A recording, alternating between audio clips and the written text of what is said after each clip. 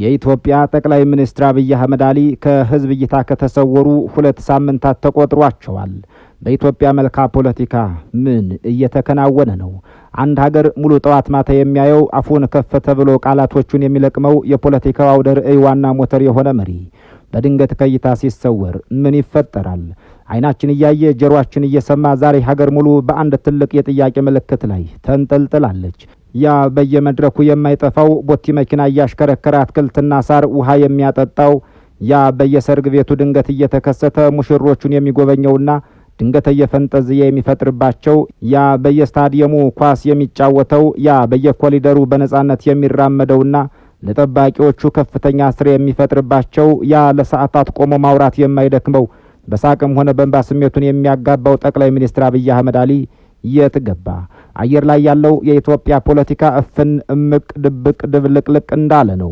የመንግስት ሚዲያዎች የቆዩ ቅጂዎችን እያወጡ ትናንትና ዛሬ እያስመሰሉ እያቀረቧቸው ነው እየተባሉ ናቸው። ትውልድ ግን ከስክሪኑ ጀርባ ያለውን አስፈሪ እውነት እየጠየቀ ነው። እውነት እሳቸው ጻፉት ተብሎ የተነበበው የመውሊድ መልእክት የእሳቸው ነውን? ወይስ ሌላ እጅ ጣልቃ ገብቶ የጻፈው ነው? ያ ዓመተ ምህረትን ወደ ኢትዮጵያ አቆጣጠር የቀየረው የጠቅላይ ሚኒስትሩን ወንበር ወደ ፕሬዝዳንትነት ከፍ ያደረገው ታሪካዊ የምክክር ጉባኤ ሲጠናቀቅ የራሳቸውን የዘውድ በዓል በደስታም በማክበር ሲገባቸው ለምን ጸጥ አሉ? መሪው ሀገር ውስጥ ናቸው ወይስ በአቡዳቢ የቅንጦት ሆስፒታሎች ነጭ አንሶላ ውስጥ ተጠቅልለዋል? ይህ የሚያደነቁር ዝምታ ከባድ የጤና እክል ነው ወይስ ማዕበል ያረገዘ አስፈሪ የፖለቲካ ስልት ነው? የቤተ መንግስቱ ታሪክ የዝምታን አስፈሪነት ጠንቅቆ ያውቀዋል። መሪዎች ከህዝብ ዓይን ሲሰወሩ፣ ማህተማቸው በሌላ ሰው እጅ ሲገባ፣ የውስጥ ሹማምንት ዙፋን ለመቀራመት የሴራ ካራቸውን ሲስሉ፣ መጨረሻ የሀገር መፈረካከስ፣ የደም መፋሰስና የካቢኔዎች መባላት መበላላት መሆኑን የቅርብም የሩቅም ታሪክ በግልጽ መዝግቦት እኛም አንብበነዋል። ውድ የበራፍ ቲቪ ቤተሰቦች ዛሬስ ያንኑ የጥፋት አዙሪት እየደገምን ይሆን? ከ8ኛው ንጉስ መጥፋት ጀርባ ምን አስፈሪ ሚስጥር ተደብቋል ለሚለው ጥያቄ የቤተ መንግስት ምንጮችን አነጋግረን ከአጼ ምኒልክ እስከ መለስ ዜና የነበሩ ዝምታዎችን በታሪክ መነጽር ቃይተን እንዲህ ወደ እናንተ እናደርሰዋለን። ይህንን የመከራ ወራትና ዘመን ወደ እድል መቀየር የምትችሉ እንድትሆኑ እንድንሆን ምኞቴ ከፍ ያለ ነው። ዝምታ አልፎ አልፎ ከጩኸት በላይ የሚያደነቁር፣ ከቃላት በላይ ብዙ ሚስጥር የሚያወራ፣ ከድርጊት በላይ ልብ የሚያንጠለጥል ከባድ ቋንቋ ነው። በተለይ ደግሞ ዝምታው የሀገር መሪ ሲሆን ያውም እንደ ጠቅላይ ሚኒስትር አብይ አህመድ አሊ ሁሌም በየመድረኩ ለሚገኝ በማይነጥፍ የቃላት ጅረት አድማጭን ለሚያጠግብ፣ ስሜቱን በሳቅም ሆነ በእንባ ከመግለጽ ወደ ኋላ ለማይል ሰው ሲሆን ዝምታው ራሱ ትልቅ ጩኸት ይሆናል። ላለፉት 2 ሳምንታት በኢትዮጵያ ፖለቲካ ሰማይ ላይ ያንዣበበው ይኸው የሚያደነቁር ዝምታ ነው። እሳቸው እየተገቡ ንግግሮቻቸውስ እየጠፉ ሁሌም ከሚዲያ እይታ የማይጠፉት ጠቅላይ ሚኒስትር ዛሬ እንደ እንቆቅልሽ የተሰወሩት ለምንድን ነው? ይህ ጥያቄ የየዕለቱ የቡና ጠረጴዛ ወሬ ላይ ብቻ የሚቀርብ ሳይሆን የሀገርን ዕጣ ፈንታ የሚወስን ትልቅ የፖለቲካ ውጥረት ሆኗል። የመውሊድ በዓል መጣ። እንደተለመደው ከመሪው የሚጠበቅ መልእክት ተላለፈ። ነገር ግን ይህ መልእክት አብይ አህመድን አይመስልም ነበር። ቃላቶቹ ደረቅ፣ አገላለጾቹ የተለመደውን የጠቅላይ ሚኒስትሩን መንፈሳዊና ፍልስፍናዊ ጥልቀት ያጡ፣ ማራኪነታቸው የደበዘዙ ነበሩ። አንባቢው ሁሉ ይሄን እሳቸው አልጻፉትም ብሎ እስኪጠራጠር ድረስ መልእክቱ የባዕድ እጅ ያረፈበት ይመስል ሆኖ ተገኝቷል። ያ የተዋጣለት የንግግር ጠቢብ፣ ያ በቃላት ኃያል ብዙዎቹን የማሳመን ብቃት ያለው መሪ በድንገት የብር አቅሙ እንዴት ሊደክመው ቻለ? ወይስ መልእክቱ የተጻፈው በሌሎች ሰዎች ሆኖ እሳቸው የሉም ለማለት ነው? ይህ ጥርጣሬ በውስጣችን እያደገ ሲመጣ የመንግስት ሚዲያዎች የሚያደርጉትን መፍጨርጨር ደግሞ ጥርጣሬዎችን ወደ ማረጋገጥ ያሸጋግሯቸዋል። እነ ኢቲቪ፣ እነ አሚኮ፣ እነ ፋና፣ እነ ኦቢዮን እነዚህ የመንግስት ልሳኖች ዛሬ በከባድ ላብ ውስጥ ናቸው። የጠቅላይ ሚኒስትሩን ክፍተት ለመሸፈን በሚመስል ሁኔታ የሌሉበትን መድረክ እንዳሉ አድርጎ ለማቅረብ የድሮ ማህደሮቻቸውን እያገላበጡ ነው እየተባሉ ናቸው። ትናንት የተናገሩትን ዛሬ እንዳሉት፣ ከወራት በፊት ያደረጉትን አሁን እንደፈጸሙት አድርገው በማቅረብ የህዝብን ዓይን ለመሸፈን እየሞከሩ ናቸው ይባላሉ። ይህ የሚዲያዎቹ ያልተዋጣለት ድራማ ግን አንድ ትልቅ እውነትን አጋልጦ ሰጥቷል።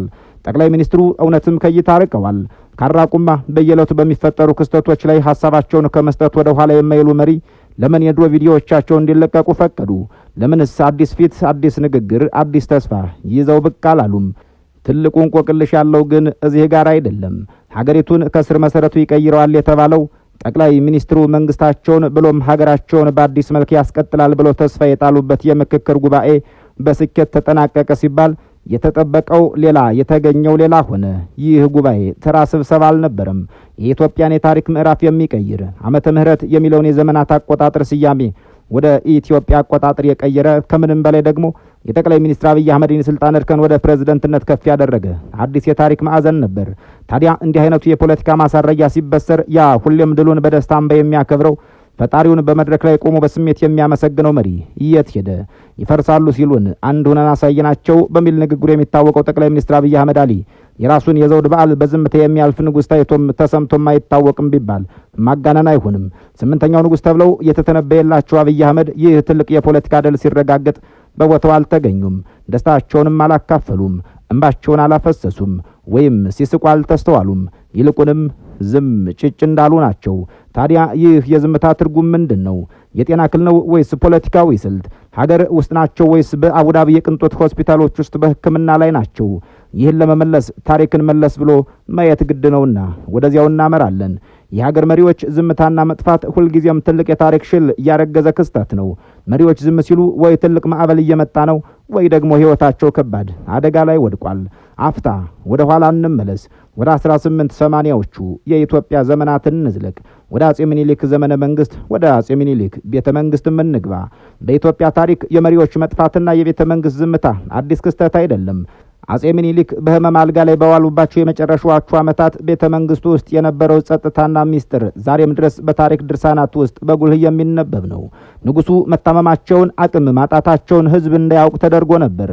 ሚኒስትሮቻቸውና የቅርብ ሰዎቻቸው የንጉሱን ፊርማ እያስመሰሉ ሀገር በሌሉበት እንዳሉ ሆኖ እንድትመራ አድርገዋል።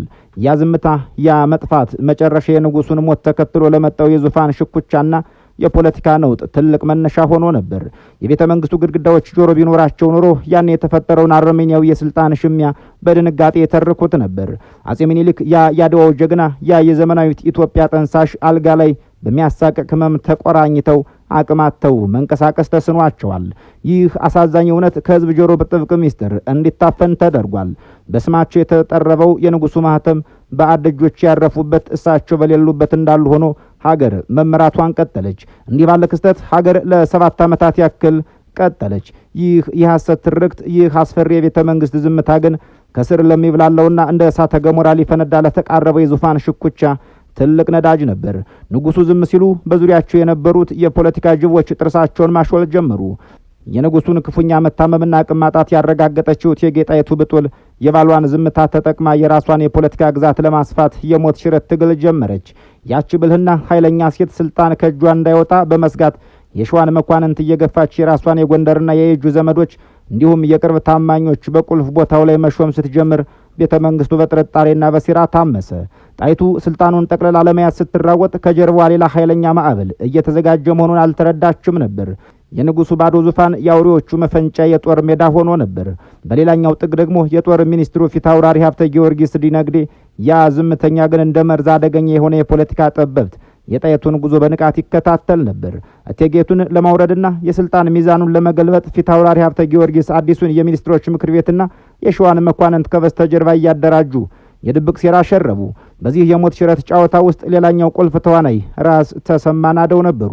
ራስ ተሰማ ለወጣቱና ገና ለስልጣን ላልበሰለው የንጉሱ የልጅ ልጅ ለልጅ ኢያሱ እንደራሴ በመሆን ተሾሙ።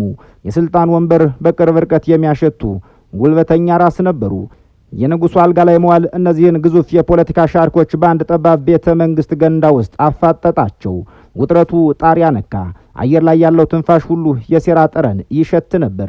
ህዝቡ አሁንም ንጉሴ ብሎ ሲገዛ፣ በቤተ መንግስቱ ጓዳ ግን እቴጌ ጣይቱ ከነፊት አውራሪ ሀብተ ጊዮርጊስና ራስ ተሰማ ጋር የሞት ሽረት ግብ ውስጥ ገብተው ነበር።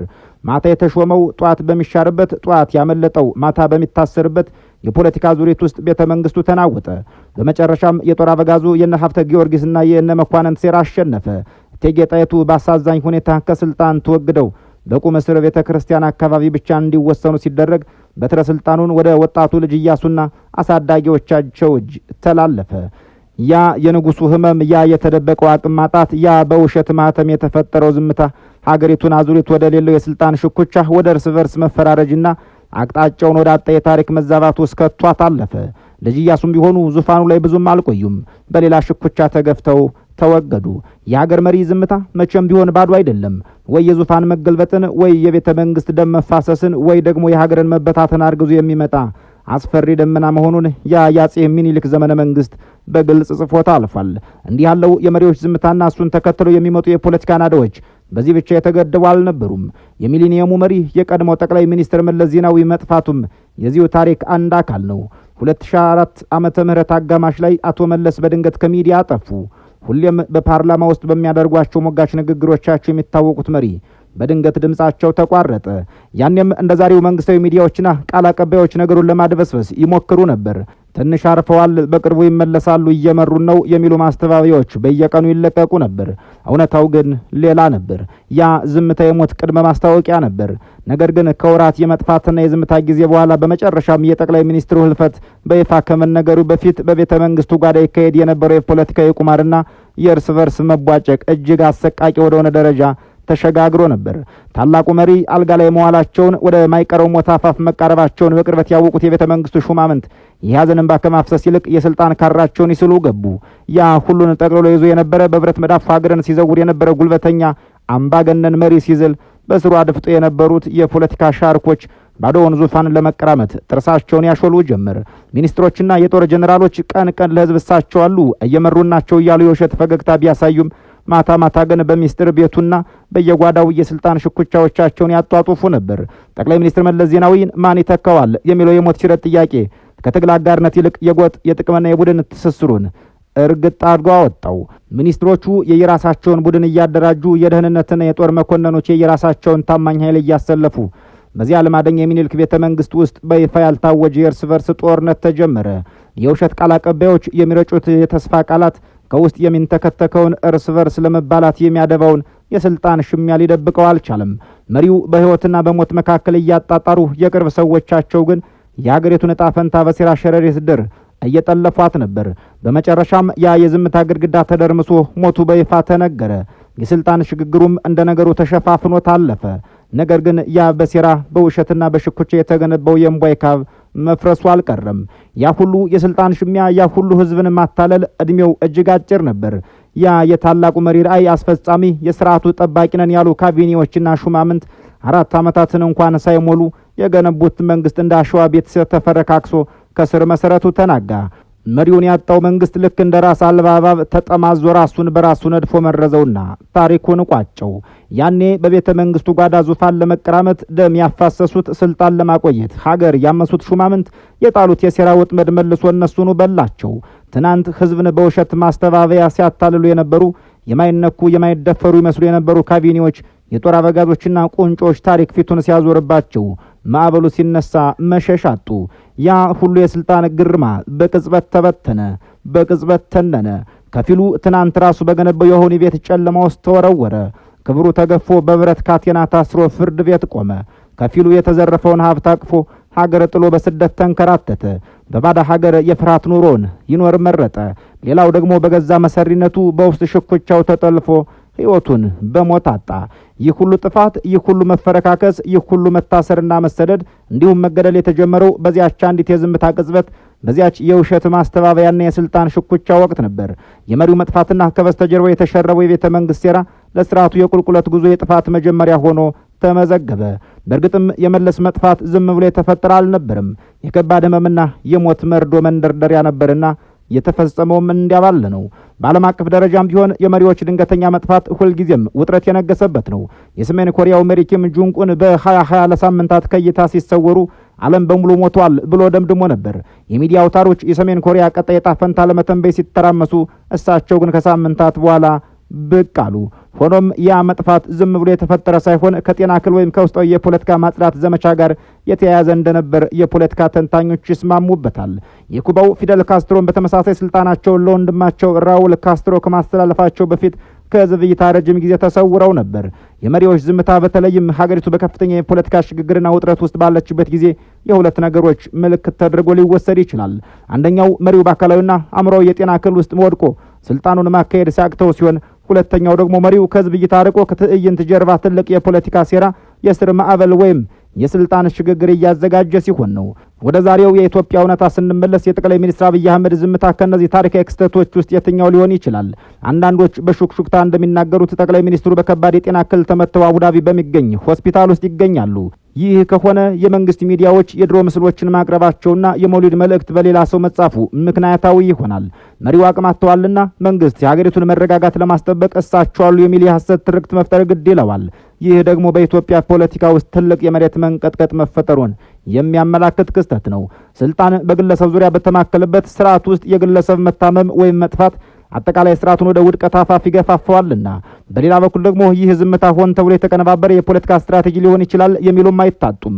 ጠቅላይ ሚኒስትሩ የምክክር ጉባኤውን ውጤት ተከትሎ የፕሬዝዳንትነት ስልጣናቸውን ሙሉ በሙሉ ለማጽናት በውስጣቸው ያሉትን ተቀናቃኞች ለማስወገድ ወይም ደግሞ ሀገሪቱን ወደ አዲስ የፖለቲካ ምህዋር ለማስገባት ከበስተጀርባ ትልቅ ዝግጅት እያደረጉ ሊሆን ይችላል። አብይ አህመድ ከዚህ ቀደም ባልተጠበቀ ሰዓትና ባልተጠበቀ ሁኔታ ውሳኔዎችን በማሳለፍ የሚታወቁ መሪ ናቸው።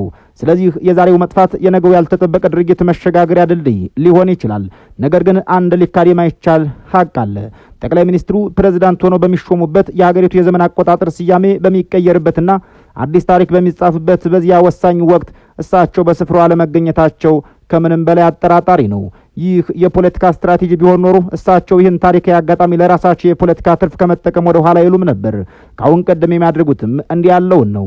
ፊታቸው በደስታ በፈካ መድረኩን በንግግራቸው ባሞቁት ጉባኤውንም የራሳቸው የድል አክሊል ባደረጉት ነበር። ይህን አለማድረጋቸው ዝምታው ከፍላጎታቸው ውጭ የተፈጠረ ከአቅም በላይ የሆነ አስገዳጅ ሁኔታ መኖሩን ቁልጭ አድርጎ ያሳያል ያሉን ተመልካቾች አጋጥመውናል። ስምንተኛው ንጉሥ የተተነበየላቸው መሪ ዛሬ የት ናቸው? የኢትዮጵያ ሕዝብ ልቡን ሰቅሎ አዲስ ዜና እየጠበቀ ነው። በየሚዲያው የሚቀርቡት የድሮ ቪዲዮዎች ውጥረቱን ከማርገብ ይልቅ እያባባሱት የመጡ ይመስላሉ። ዝምታው እየረዘመ ሲሄድ ጥያቄዎች ይበዛሉ፣ ፍርሃቱም እየሰፋ ይመጣል። የቤተ መንግስቱ ግድግዳዎች ጀርባ ምን እየተካሄደ ነው የሚለው ጥያቄ የበርካታ ኢትዮጵያውያን ሆኗል። አቡዳቢ ያለው እውነት ምንድነው የሚለውም እንዲሁ ያለ ነው። የኢትዮጵያ ፖለቲካ በድጋሚ በሚስጥርና በድንገተኛ ክስተቶች መዳፍ ስር ወድቋል። ታሪክ ራሱን እየደገመ ይሆን? የትናንቱ አጼ ምኒልክ፣ የቅርቡ አቶ መለስ ዜናዊ፣ የዛሬው አብይ አህመድ አሊ። እያንዳንዷ ሰከንድ፣ እያንዳንዷ ደቂቃ አዳዲስ መላምቶችን እየወለደች ነው። ሚዲያው ዝም ቢልም ህዝቡ ግን በውስጡ ብዙ እየተናገረ ነው። ይህ ዝምታ መቼና እንዴት እንደሚሰበር ማንም አያውቀውም። አንድ የሚታወቀው እውነት ቢኖር ግን ይህ ዝምታ ሲሰበር የሚያመጣው ድምጽ የኢትዮጵያን የፖለቲካ ምድር ከዳር እስከ ዳር የሚያናውጥ መሆኑ ነው። ንጉሱ ወይ በአዲስ ኃይልና በአዲስ ማዕበል ተመልሰው ይመጣሉ፣ ወይ ዳግም ታሪክ የራሱን የመጨረሻ ምዕራፍ ጽፎ እኛን ለአዲስ እውነት አሳልፎ ይሰጠናል። የትኛው እንደሚሆን ጊዜ ብቻ ይፈተዋል። እስከዚያው ግን ውጥረቱ፣ ፍርሃቱና ጥያቄው አሁንም አየር ላይ እንዳንዣበበ ነው። የእኛን አበቃን፣ የእናንተን ጻፉልን። ሰናይ ጊዜ እየተመኘን በዚሁ እንሰናበታለን።